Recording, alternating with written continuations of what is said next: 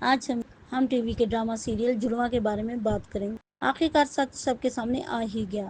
سارا اپنی والدہ شازیہ اور نانا میاں کی کوئی بھی بات سننے کو تیار نہ تھی، اور سارا اپنی والدہ سے کہتی ہے کہ آپ کی وجہ سے مجھے اپنے باپ کے گھر اتنی باتیں سننا پڑیں اور آپ مجھے وہاں اکیلا چھوڑ آئیں۔ جبکہ سارا کی والدہ اور نانا میاں اسے اس بات کا یقین دلانے کی کوشش کر رہے تھے، اور سارا کی والدہ اسے بتاتی ہیں کہ وہ نہیں جانتی تھی کہ ان کے گھر جڑواں بیٹیاں ہوئی ہیں۔ دوسری طرف عادل سب سچ جان لیتا ہے، اور وہ یہ جان کر گہری سوچ پڑ جاتا ہے کہ وہ زارا کو سارا سمجھ کر پیار کر بیٹھا۔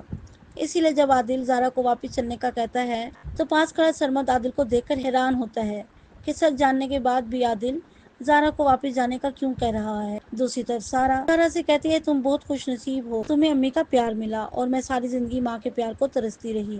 اس کے جواب میں زارا سے کہتی ہے تم وہ حقیقت نہیں جانتی ہو جو میں جانتی ہوں، تم صرف یہ جانتی ہو کہ فرد پھپھو تم سے نفرت کرتی ہیں اور اپنے بھائی کی حالت کا ذمہ دار ٹھہراتی ہیں، جبکہ سچ تو یہ ہے کہ وہ تم سے نفرت اس لیے کرتی ہیں کہ تم ان کے راستے کی دیوار ہو۔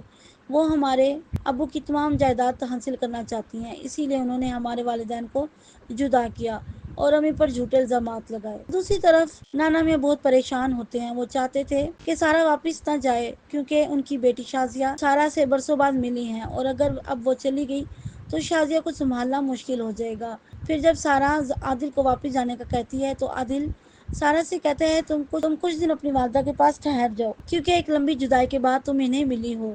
لیکن سارا عادل کی بات نہیں سمجھ پاتی کیونکہ وہ یہی سمجھتی تھی کہ عادل اسے محبت کرتا ہے۔ پھر سارا نانا میاں اور اپنی والدہ کو سمجھاتی ہے کہ مجھے فرد پھپھو کا سچ ابو کے سامنے لانا ہے اور فرد پھپھو کو ان کے انجام تک پہنچانا ہے، کیونکہ ان کی وجہ سے ہم سب کو اتنی مصیبتوں کا سامنا کرنا پڑا۔